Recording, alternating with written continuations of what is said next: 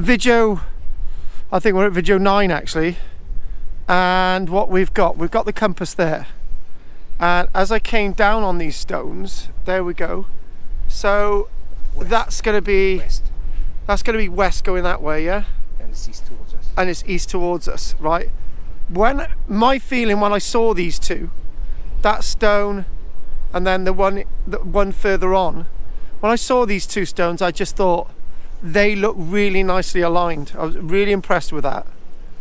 And obviously, as we go, we've got the compass there, and as we go over the brow here, we sort of go over the brow here, and there's a pathway along the ridge, and you come into, yeah, a tump. I like this being a tump, I really do.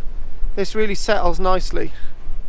And get to video 9. This is really good to actually see this, and again the modern forestry, but swinging back around to these east-west stones, I really like them. Actually, these two stones, I come on these walks, and obviously the previous video 8, I like seeing a possible another possible monument, but I really like this one. It's KARL-JAMES Langford, video 9.